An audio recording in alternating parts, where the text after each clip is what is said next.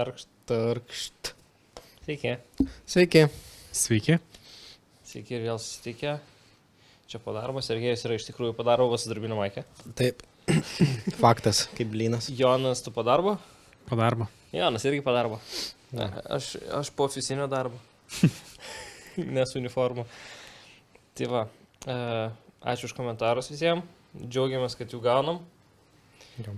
Tai mumis palaiko, vežu į priekį. Taip, skatina daugiau plepėti apie reikalus. Tai va. Šiandieną kalbėsime apie stresą, taip? Taip, stresas. Kaip mes viens kitam sukeliam stresą. Kas tau sukelia didžiausią stresą? Vardu ir pavardį. Tai kodėl tu lendi į tiesioginės transliacijas, kur jos labai daug? Žinai, kaip mano draugė pasakė, mes labai daug gaunam pasitenkinimo po projekto. Ir tas gal mums motyvuoja, žinai, nes kai tu stresuoji belenkaip ir tada kažkaip projektas gerai gaunasi. Tai, tikrai duoda pasitenkinimo, tai duoda motivacijos sudėti ir priekį ir daryti didesnius projektus. Ar projektus. Kaip reikia sakyti? Čia lietuvininkai. Geras klausimas. Gal prašys komentaras. Taip, išgirsim. Pamokins mus. Jo. Sergejau, o kas tau sukelia streso? Man stresas sukelia bloga komanda, kai viskas yra nesuorganizuota.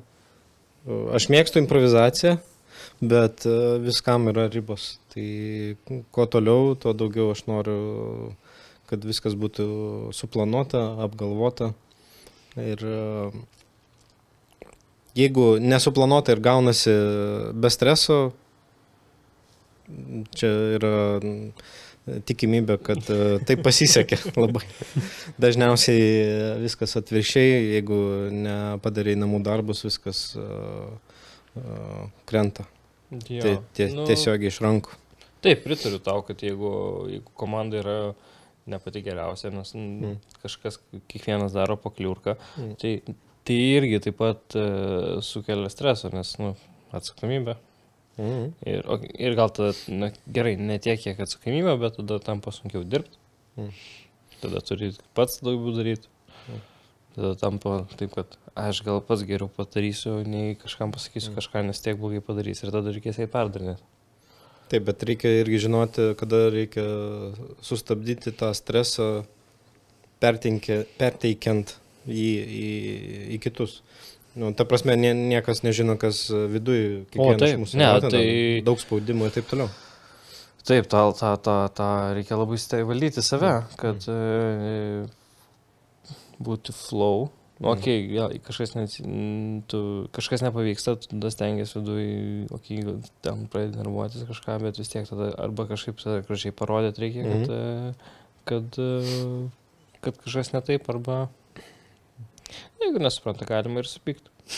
Bet ir pykti negalim, kai supyksta.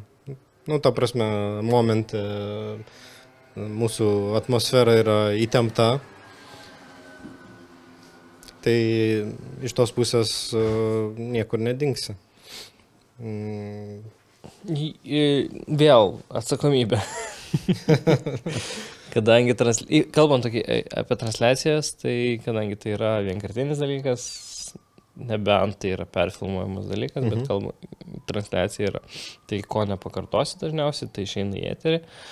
Ir tai yra atsakomybė, kad viskas išeitų, būtų gerai, viskas pavyktų, visi padarytų taip, kaip reikia, komanda dirbtų puikiai.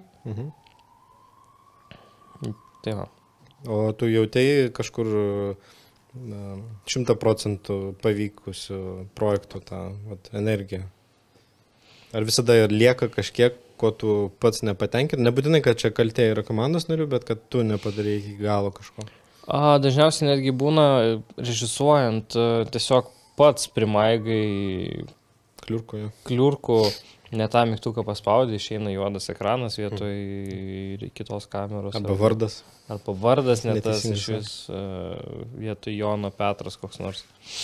Nesupykit Petrai ir Jonai. Jonai irgi nesupykit.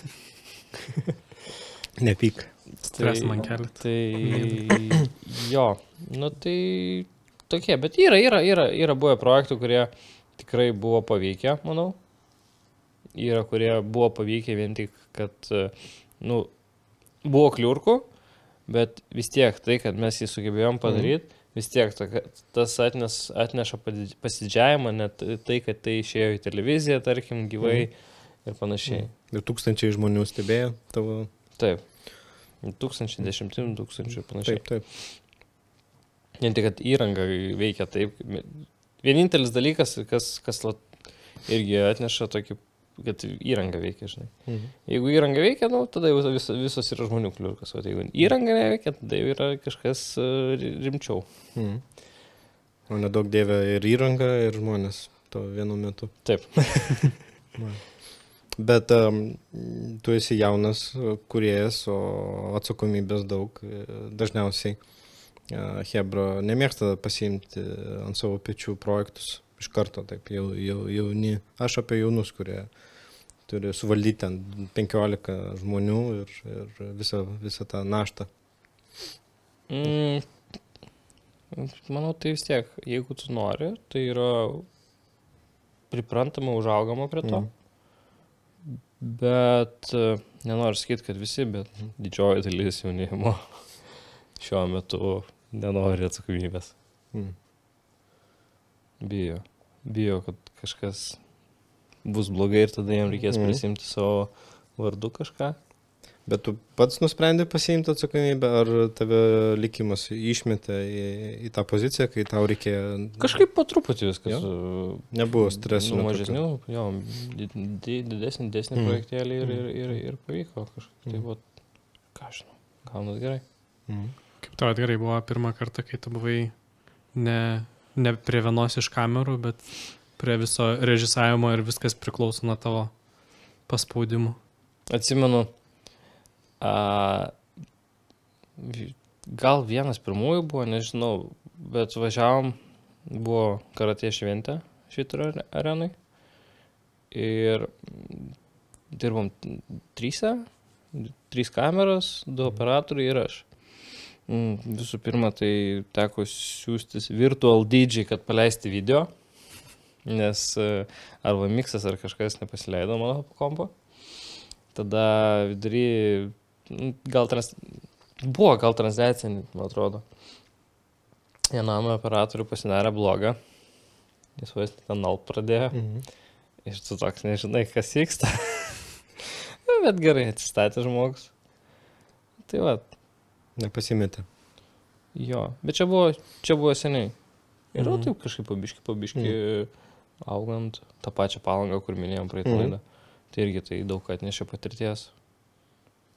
Ta atsakomybė, aišku, ateina per patirtį. Tu atėjęs be patirties, tu negausi atsakomybės. Ir negalėsi. Tiesiog nesugebėsi, nes reikia žinoti. Esminis dalykas yra nežinoti, kaip ką pajungti, o esminis dalykas yra žinoti, kaip troubleshootinti viską. Kaip sužinoti, kur yra bėda ir ją išspręsti. Ir greitai. Greitai. Gal ir negreitai, jeigu yra laiko daugiau. Tai va. O ant kiek tu kreipi dėmesį į komandos streso būseną? Ar jauti, turi kažkokį skalę, kur sako, okei, dabar visi pradėjo, ta laipsniai kyla, toj pradės keiktis ir daužytis. Ar tu jauti, turi tą kažkokį barometrą? Nu, taip, apskritai. Kažkaip pats bandau būti ramus, jeigu pavyksta. Ir gal tas persino, nežinau, kažkaip komandos nariai kol kas nebuvo pradėję muštis prie manęs. Nu, aš taip virtualiai sakau, netiesiogiai. Ne, bet nebuvo, bet aišku, būna visko. Ir stresiuko būna, ten kažkas nepavyksta, ir pats pirmąjį, kaip sakiau, o tu kaip... Aš tai kviečiu alaus gerti, Chebra, nu, jeigu mes apie kaip... Apie pilnamečius. Apie pilnamečius. Turime ir nepilnamečius. Tai jiems kompotą. O taip, jo, alaus padaryti tokią ekskursiją į praeitį, kas praėjo projektą ir apkalbėti.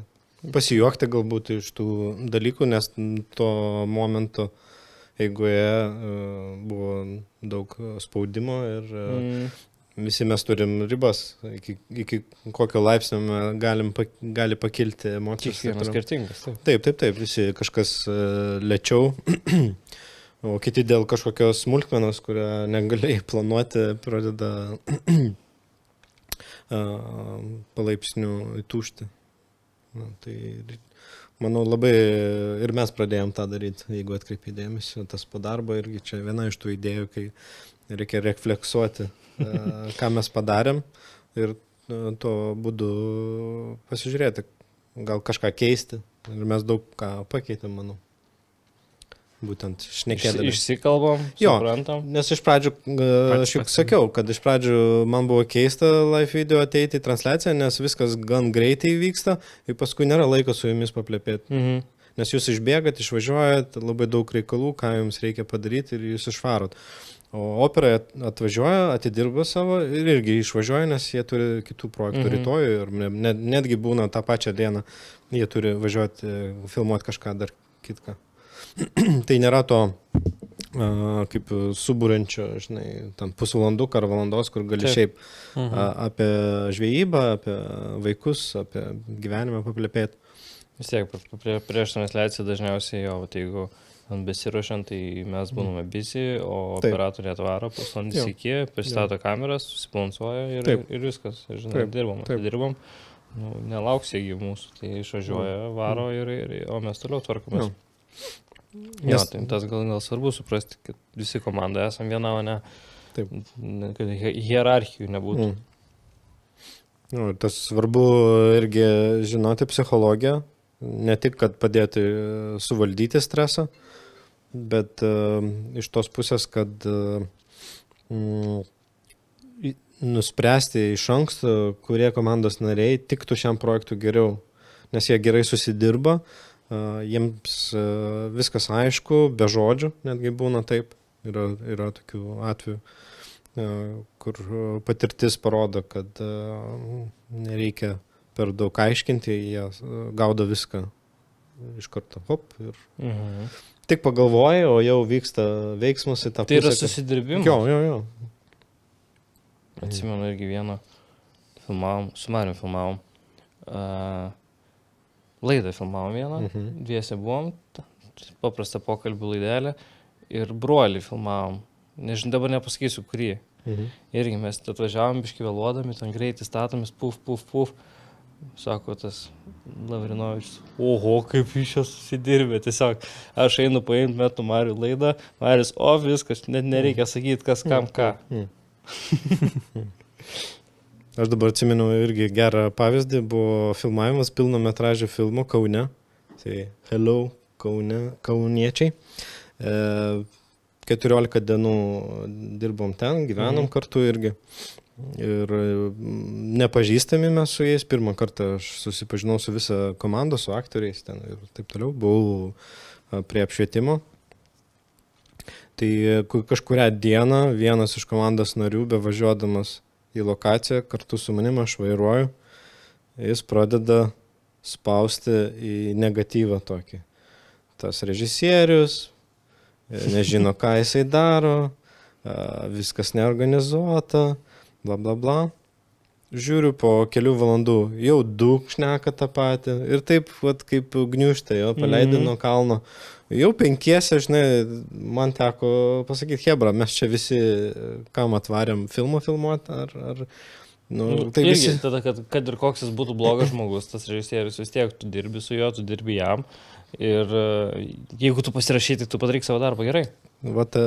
Teko pašnekėti apie tos reikalus ir tada nusiramino, bet mane nustebino, ant kiek greitai pasigauna negatyvas žmonėse, to komandos nariuose. Mes turėjom irgi sunkų filmavimą Vilniui ir irgi komanda pavargus ir taip toliau, daug streso, daug kas ten buvo negerai, bet nuėjom atsipūsti, kartu pasėdėti ir tai išsprendė daug ką. Tai irgi padeda būtent nuslopinti tą būseną. Kaip ir visur kalbėjimas yra gerai. Jo, reikia įsikalbėti ir... Bet reikia tiesiai kalbėti. Reikia tiesiai, jo. Yra problema, taip. Kalbėti ne apie ją, bet su to, kas... Ne tuo momentu. Manau, tuo momentu, kai jisai vyksta, sunku taip išsirutuliuoti. Turi nugesti ir apkalbėti. Jo, vėliau. Kaip buvo reflektuoti. Jo. Ir nemanau, kad verta šnekėti netgi kodėl, nes ten įvykiai vyksta greitai. Ir ar ten neįsimegojau vakar, ar šiaip nepatenkintas, nes ten užblokavo sąskaitą ar dar kažką. Arba iš Alibabos labai įdomus priešastis po tave. Kodėl pas tave sąskaitas blokuojamas yra? Jo. Yra atveju, kolegos turėjo tokių dalykų, kai užblokuoja sąskaitą, bet ta būtent esmė, kodėl tu šiandien susierzinęs, va tavo per filmavimus pats pagrindinis susierzinimas koks? Blogiausias iš visų. Maisto stygius. Stygis. Ja, visa komanda žino, kad man reikia pavalgyti, kad viskas būtų gerai. Va, gal aš ir jeigu pavalgęs, tai būna viskas gerai, aš būnu ramus. Okei, nutiko kaip nutiko, nebepakeisi to. Pravažiavom, jo. Pravažiavom, o jeigu nepavalgęs, laikykitės. Bet man patinka būtent narplioti į psichologiją gerąją prasme, bandyti sugaudyti esmę, kaip mes bendraujam, nes mes praleidžiam labai daug laiko kartu ir kai kada netgi šeimos nariai sako, kad per daug laiko esi ne namie. Bet čia būna, kai tie pikiniai mėnesiai tokie, žinai, gruodis, vasara visą. Tai čia irgi viena iš tų priežasčių, kodėl geros komandos jos yra beveik kaip šeimos, nes ir supranti vienas kitą greitai, ir streso būsena gali supykti, bet čia yra normalus. Aš jį priimu kaip normalų veiksmą, nes... Čia mums dabar buvo pakabinta, o čia buvau pakabinęs, kas yra pasakyta interkome, lieka interkome. Taip, geras. Taip, kas yra pasakyta čia po darbo. Reikia pasikabinti mums šitą. Lieka visam internetui, ką pasisakėm, jau tas išsprūdo. Va, tai svarbu yra, manau, ką tu pasirinki, nes tu būsi su jais gan dažnai ir daug laiko. Irgi atsifiltruoja visi. Kas netinka į komandą, kas pradeda, ar atsakai negatyvą, žinai, ir tada natūraliai, jeigu tu jis negatyvą kelia komandai, tai ir tu nori įimti, kad jis toliau keltų negatyvą. Nors jis yra geras profesionalas ir kokybiškai atlieka darbą, bet tai grįžtam prie temos, apie kurią jau kalbėjom, apie kas yra tas geras operatorius, jeigu šnekam apie operatorius, nes jų yra dauguma, tai mūsų komandoje, ta prasme. Tai geras operatorius ne tik, kuris moka kadrą padaryti, bet ir kaip žmogus turbūt. Taip. Po darbo. Su kurio po darbo yra faina pakalbėti, su kurio tu gali susitikti gatvėje ir aptarti ten kažką. Net ir nedarbinius dalykus, paklausti, kaip tavo dukra gyvena ar sūnus. Domėtis, šiaip yra svarbu domėtis, kaip kas kvėpuoja, kuom kvėpuoja, kas domina. Ir kažkuom padėti, netgi paprastais dalykais ten. Tai... Svarbu, mūsų profesija, manau, turi labai daug streso. Gal mes pratę jau prisiderinę prie to. Gal jau. Nes man atrodo, kad vairuotojas fūros, jisai turi labai daug atsakomybės. Bet pasakysiu, yra irgi nuo žmogaus priklauso, žinai, kai tu vairuoji, tas pats ir pas mums, man atrodo, jeigu tu vairuoji ir vos ne tave ten viskas erzina, tai... Kaip autobusų vairuotojai. Nieko prieš autobusų vairuotojus, bet... Tai jeigu jis ramus žmogus, gerai, užlindo tą mašiną, nieko tu nepakeisi, jeigu tu ten papypinsi ir panašiai. Bet čia irgi gal dar priklauso nuo to, kai tu esi stresiniai situacijai, ar tu ieškai, kad kas kažką blogai padarė, ar tu ieškai, kodėl tu susierzinai. Gal jo, tu su savim dirbi. Gal tu kaip Sergejus sakė, kad geriau nelysti tą kodėl, kas kaip, žinai, nes tų priežasčių yra. Okei, buvo. Ne, bet aš turiu omeny, kad, žinai, galbūt tave erzina ne dėl to, kad žmogus kažką blogai padarė, bet gal tu pats, žinai, nu, vat, tavo sąskaita užblokuota, tu nuo ryto susierzinęs ir tave viskas erzina. Arba aš maisto negavęs. Arba tu nepavalgęs, nu. Tai kartais problema yra ne, nu, spręsti reikia ne žmogui pasakyti, kad tu kvailas, bet nueit sneakersą suvalgyti. Taip. Nu, nebūtinai tame yra, jo, kad tos problemos gali būti kažkur šone, nebūtinai dėl kažkokios konkrečiai situacijos susierzinęs, o vat, kažkur aplinkui reikia ieškoti priežasties. Taip. Turiu dar vieną klausimą. No. Kas komandoje labiausiai stresuoja? Marius. Nes jis Nesitikėjau tokio atviro atsakymo. Na, tai čia po darbo viską Mes galim dabar sakyti. atvirai kalbam. Taip. Nes jisai yra kaip ir lyderis irgi, šnekant apie tą atsakomybę, lyderis pasiėmė daugiausiai atsakomybės. Jo. Tai ant tavo pečių ne tik projektas, bet ir ateitis to projekto dar. Ir kas bus vis tiek po to. komanda, tu atsakingas už komandą, kad komandai suteikti darbą, tu turi apie tai galvoti. Nes nu, darbas tai yra vos ne viso šeimos išlaikymas, žinai. Pačio projekto sėkmė. Nes jeigu projektas sėkmingas, tada tu gauni kitus ateinačius projektus. Nes visoje industrijoje taip, kas liečia filmavimus, kiną, televizijoje, jeigu tu išlaikai šeimą, tai tampa jau tavo profesija, atitinkamai pradė save vertinti, kad sekant kiekvienas projektas, kuris ateis, tu turi jį padaryti maksimaliai gerai, nes tu esi jau kaip atstovas šios profesijos ir turintis vardą kažkokią.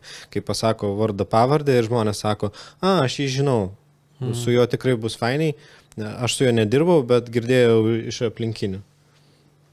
Arba, su šito aš nedirbau ir nenorėčiau, nes kalba eina, kad labai sunku su juo ir bus labai daug streso.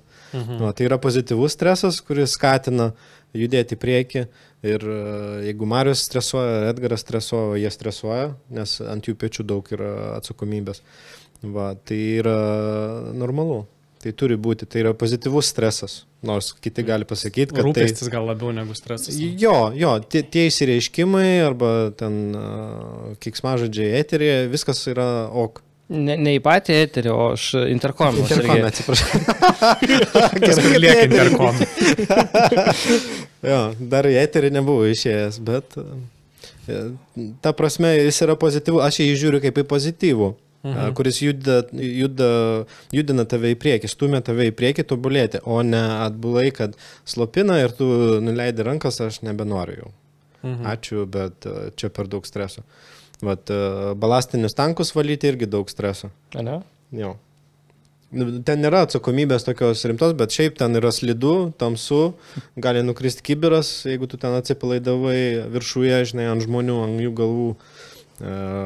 Pamiršk apie šalmus, jokių šalmų mums nedavė. Tai čia tie geri laikai. Bet čia tais laikais, kai dar litais mokėjo. Jo, 2003. Tai tada šalmų neduodavo žmonėm, kurie lipo ten. Ir taip toliau. Kiekvienas darbas turi savo atsakomybę. Ir taksi vairuotojas turi atsakomybę. Ir patikėkim, kad ten yra irgi daug streso. Kas su tavim važiuoja naktį iš klubo, gal... Jo, tik tai gal tas stresas skiriasi, kur tu esi atsakingas už save, už savo sveikatą, ne? Už savo turtą ir kur jau yra... Taip, kaip ir sakiau, kad yra komanda, žmonių. Už komandą, už projektą vis tiek. Tai yra visas, kalbant apie laividę, tai yra vos ne vaikas, kuriam jau yra, Mariau, greitai bus 10 metų. Jau greitai ir pilnametystė, paskui taip ir ateina nesenai. Bet jau 10 metų blūdyt pradeda, jo, tai prisigalvoja viską tą vaikas. Tai yra kaip ir kūdikis, žinai, kurio vardą tu saugai ir brangini. Ir ypač jeigu kokiam žmogui yra nusispjauta, jo, jis gali, gerai, man nepavyko, tai čia kas, net manęsgi klius viskas. Tai va, irgi tas požiūris yra svarbus, kad vis tiek, jeigu mes dirbam su šito vardu, mes esam jo nešiotojai ir atsakingi už tai. Bet tas prasideda netgi nuo žmogiškosios pusės, ką aš galvoju, kad kiti apie mane galvoja. Kasdienybėje. Ar ten aplinkiniai galvoja, kad aš esu protingas, o kaip aš atrodau, gal aš atrodau durnai. Ten plaukus nusidažiau, ten ir taip toliau. Bet mesgi menininkai. Taip, būtinai. Pirmoje eilėje menininkai, bet mes jau turim galvoti ir apie savo vardą. Taip. Nes manau, pagrindė yra pradedam nuo savęs, kaip kiti vertina mus. Ir kaip mes su laiku pradedam stresuoti nuo tos būsenos, kad aš netitinku galbūt įvaizdžio to, va tau ten 20 metų ar 30 metų. Tažiuoji, tas bus geriausias ir tada kažkas to nepavyksta dėl tokios techninės problemos ir tada, tu supranti, kad tu nieko negali padaryti arba tu gali padaryti, bet tada kažkas įvyks, vis tiek tam, ar koks minutė nebus eterio ar panašiai vidurį renginio. Ir tai yra dėl techninės ir tas yra labai liūdna ir tas labiausiai kelia stresą, kad tu net nežinai, ant ko pykt. Tai elektriko, kuris padarė broką ir elektra dingo vidurį renginio. Tam yra saugikliai. Irgi, okei. Tu tada irgi, kuo didesnis renginys, tuo labiau saugiklių dedi. Laidas negali būti šiaip sau numestas kažkur. Čia jau tokie etiketas yra tam tikras darbas, žinai, kad laidas turi būti apsaugotas, priklijuotas prie kampo arba per perėjimus turi dėtis takeliai, žinai, kurie apsaugo laidą. Bet to nėra, kad kuo daugiau tų saugiklių bandai susidėti, tuo tau kaip tik daugiau streso susikūrė, nes turi apeiti kiekvieną tą tašką, sužiūrėti, ar laidas tikrai įkištas iki galo, ar saugikliai ten visi atlenkti ir taip toliau. Nėra, kad nuo to streso dar daugiau? Pavyzdžiui, kai jau yra patikrinti žmonės, tokie kaip Sergejus, žinai.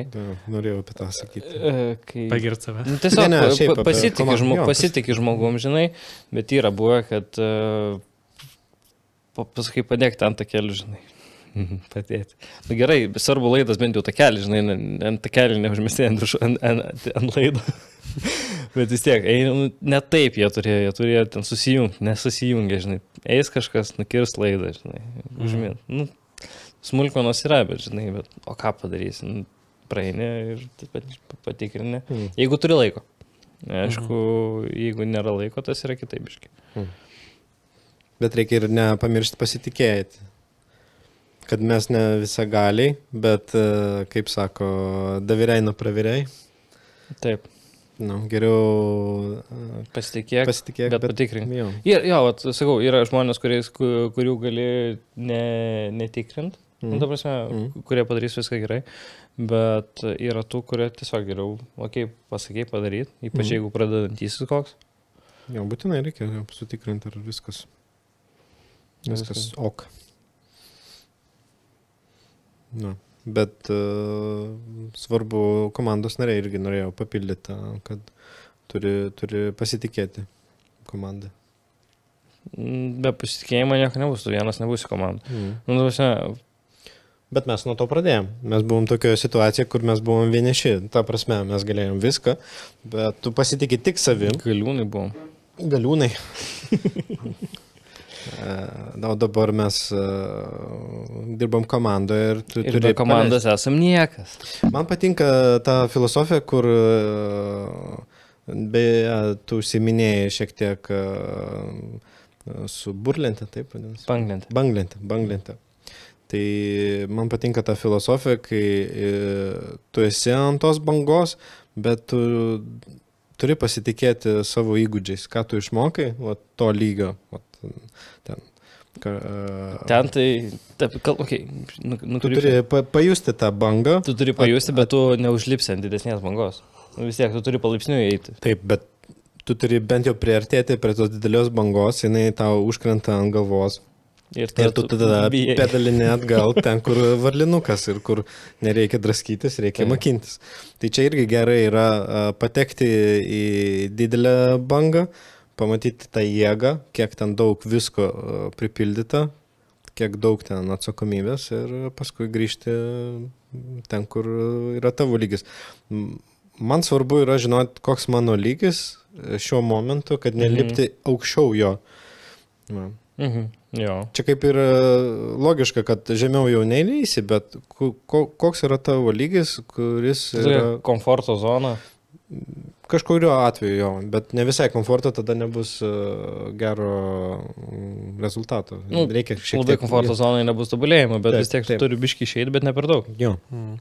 Bet būna, kad tik tai pareina didžiosios bangos. Ir tada kažkaip išmoksi, prisigersi vandens ten, sulaužysi lentą, bet išmoksi. Galva į akmenis nesustužyti. Ir taip gali būti. Čia turiu temą. Klausimas irgi jau tau. Kiek buvo streso projekte pirmam, kur buvai 100% tu atsakingas už rezultatą? Kaip produceris ar režisierius, kur tu turėjai pasirūpinti, kad būtų rezultatas? Toks iš paskutiniųjų pasakysiu, kuris buvo neseniai. Pats pirmasis turbūt buvo po studijų. Tai buvo 13 metai, padariau savo pirmą trumpametražį filmą. O neseniai įvykęs projektas irgi, bet čia jau Klaipėdoje mes filmavome, man reikėjo būti prodiuseriu, režisieriumi ir aš nenorėjau būti prie kameros. Nors aš irgi turėjau tą supratimą, kad aš negaliu visko apčiopti, nereikia draskytis į visas puses. Pasiėmiau draugą kaip operatorių, susipažinau su Aleksu, kurį tu pažįsti, shout out Alex, kaip scenos dekoratorių ir taip toliau kitus komandos narius surinkau ir mes įgyvendinam tą projektą. Gražiai per 2 pamainas mes nufilmavome reklaminį klipą Šiaulių poliklinikai kaip užsakovų ir viskas pavyko. Tai reikėjo nuo A iki Z viską paskaičiuoti, susiplanuoti. O kiek buvo prie produkšino? Prie produkšino buvo mėnuo, mažiau negu mėnuo. Tai man reikėjo viską sugauti. Kasdieną? Šiek tiek kasdien reikėjo susitarti apie ką bus, nes ten norėjo COVID reklamą vyresniems nei 60 metų, nes jie per COVID nenorėjo eiti skiepytis ir Šiaulių poliklinika užsakė tokį reklaminį klipą pačioj poliklinikoje ir autobusuose prie Šiaulių paleisti tą klipą, kad skatinti juos ateiti skiepytis. Tai teko pagalvoti irgi, įdomu, kad jau klausti ir tėvų, nes jie yra panašaus amžiaus, tai man buvo įdomu, jūsų amžiaus, kokios idėjos jums reikėtų, kad nebelė ką filmuoti, bet gal konkrečiau, žinai.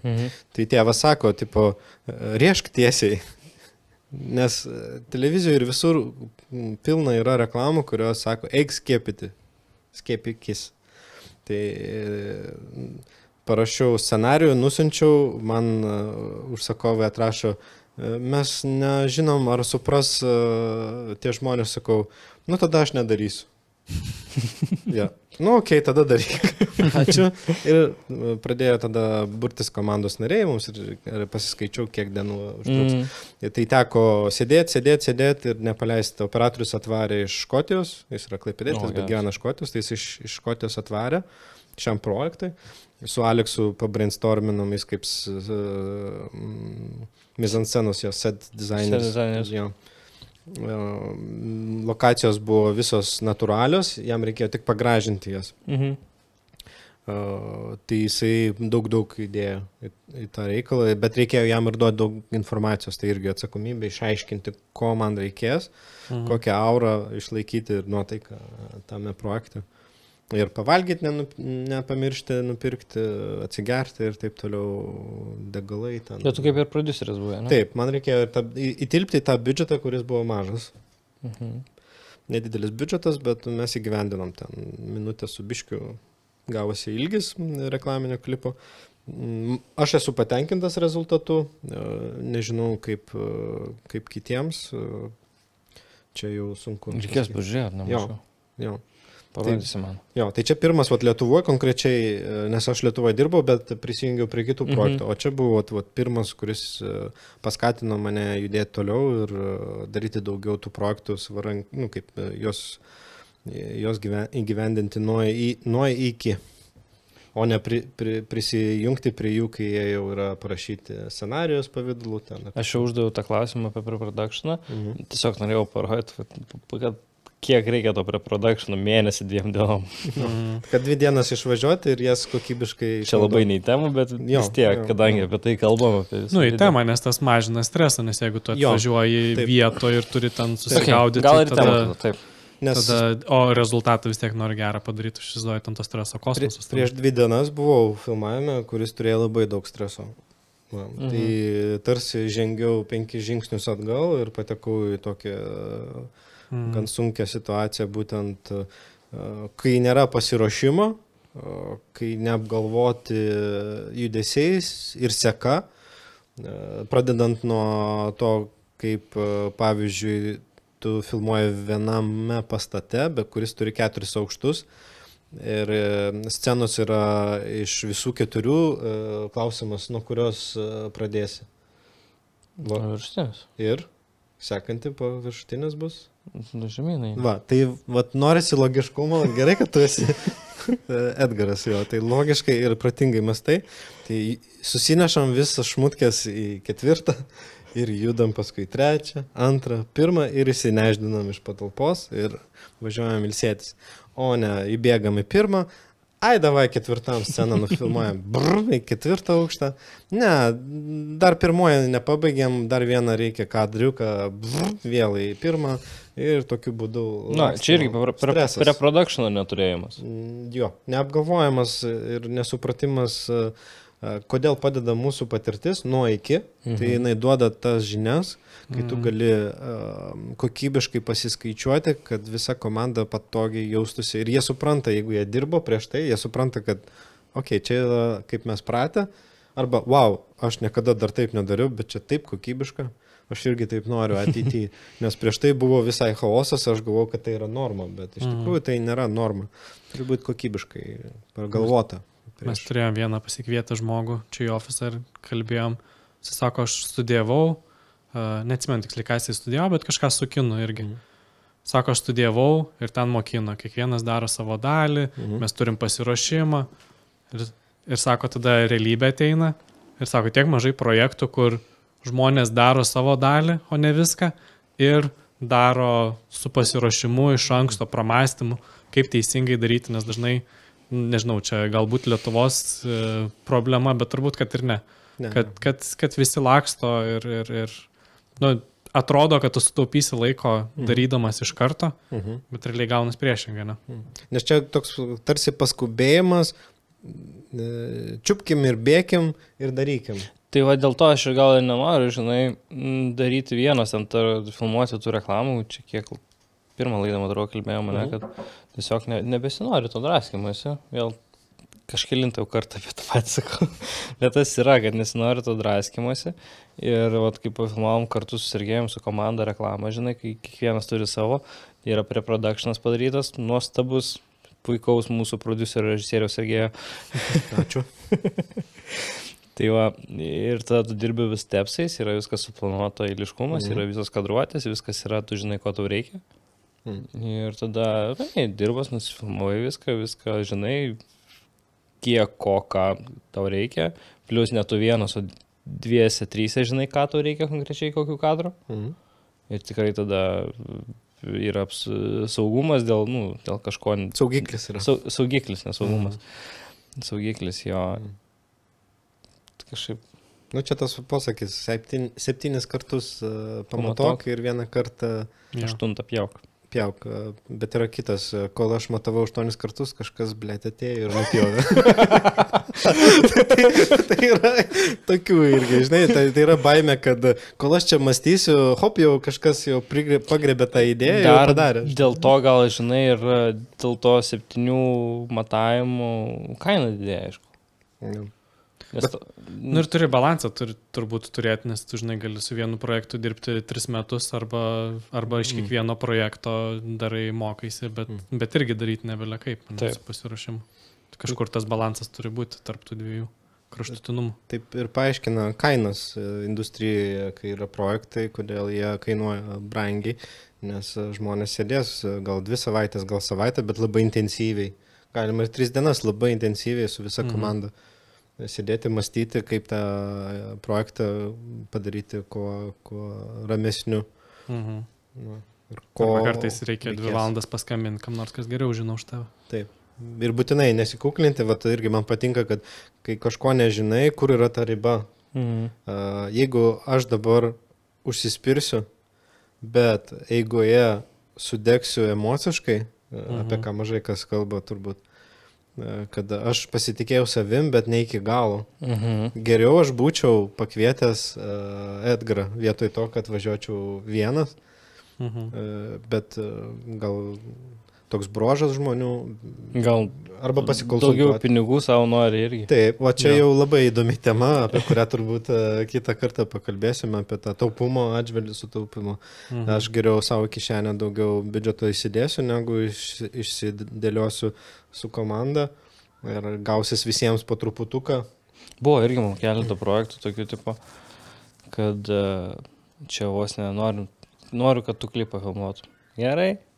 Ateisiu, gerai, pafilmuosiu, o čia lempų reikės, o kaip tada galvoji, pasaky ir tada kaip čia susitvarkysi su tom lempom, kaip čia tada prisipiešiu tų kadruočių, tada vienas čia per vieną vakarą tiek padaryt.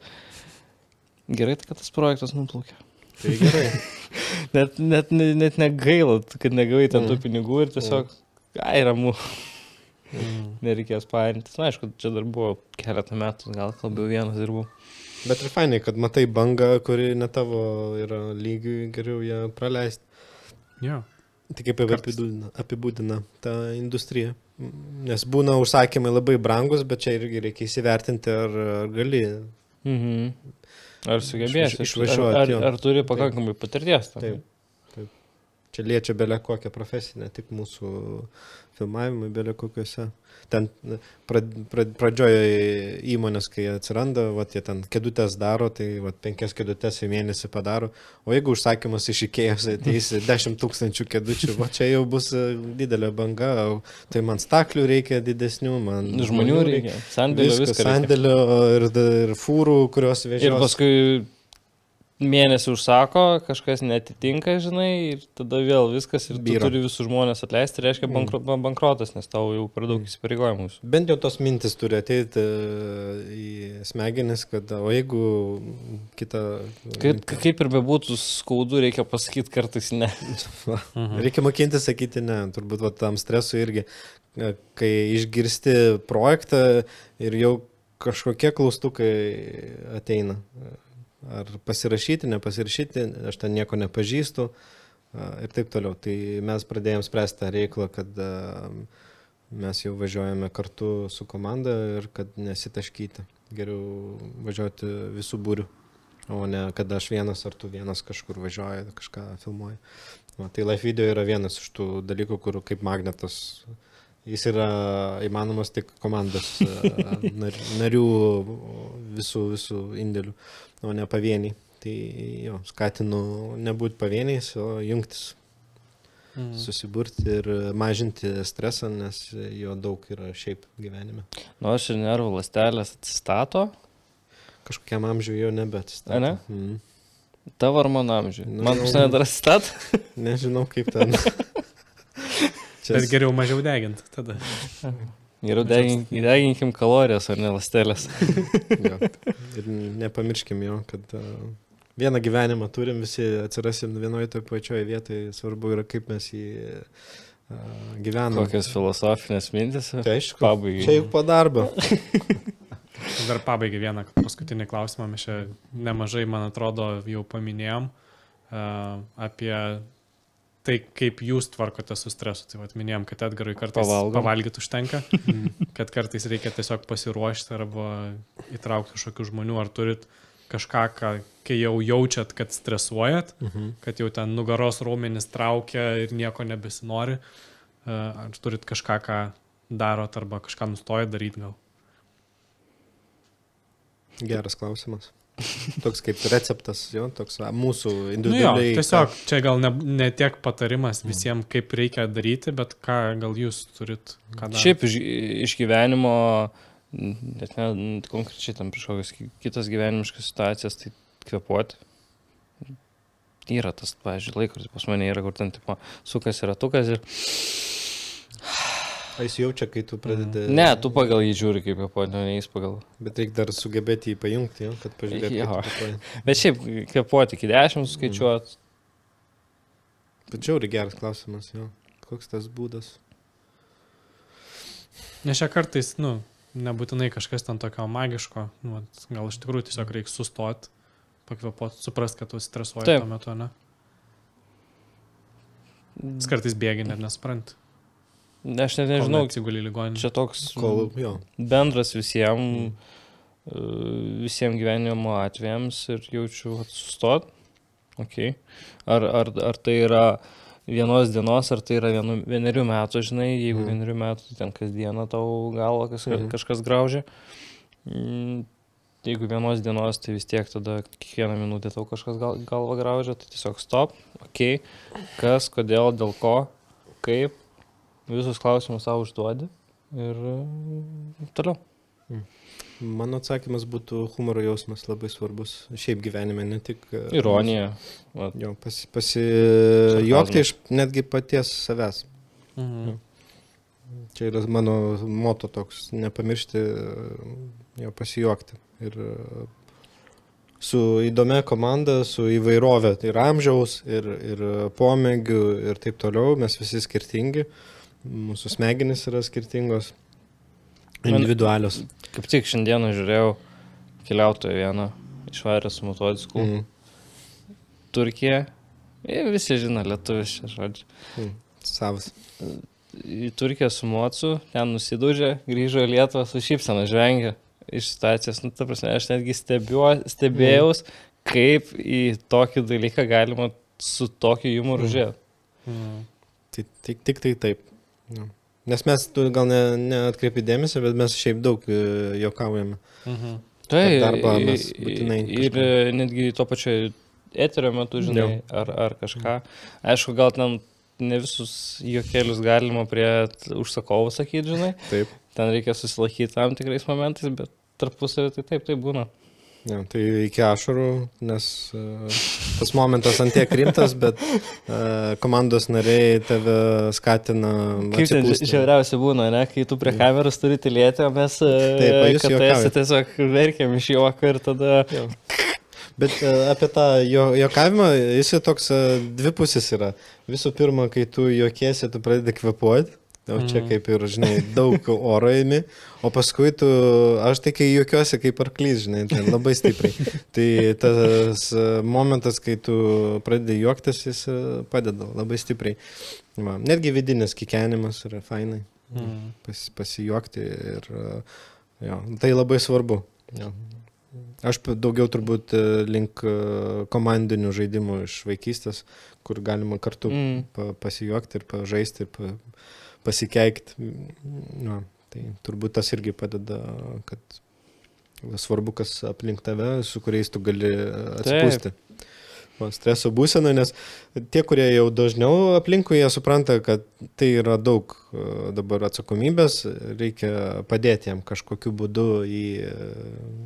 Bet irgi į tą galima žiūrėti, kartais, kai jau šakna dega, tai blogai, žinai, bet jeigu ten yra tas stresas, žinai, tai kartais galima ir su ironija pažiūrėti tą, pajuokauti ir toliau varyti. Jeigu šakna dega, ten jau ne iki jokio kartais būna, bet po to galima iš to juoktis. Kaip apie atominius mikrafus. Čia insidas geras. Čia vidinis, galbūt vieną postą. Nežinau, ar galima. Negalima čia yra. Gal po metų, kai bus senaties terminas. Taip. Ten streso buvo daug. Bet užtat visi juokiasi, kai susirenkam ir šnekamės. Tai nėra to blogo, kad neišeitų gero. Tai... Su šitą gerą notą jaučiu baigsim. Jo, fainiai. Stresas svarbus, jo. Juokite, šipsokitės, mylėkite. Nevenkite jo, aš rekomenduočiau nevengti streso. Tik tvarkytis. Davai, takštilk. Aš dieną. Tarkšt. Iki mama. Pasidalinkit, laikai. Jūs mumis skatina toliau daryti viską. Jo. Ačiū. Ačiū, iki kas. Peace.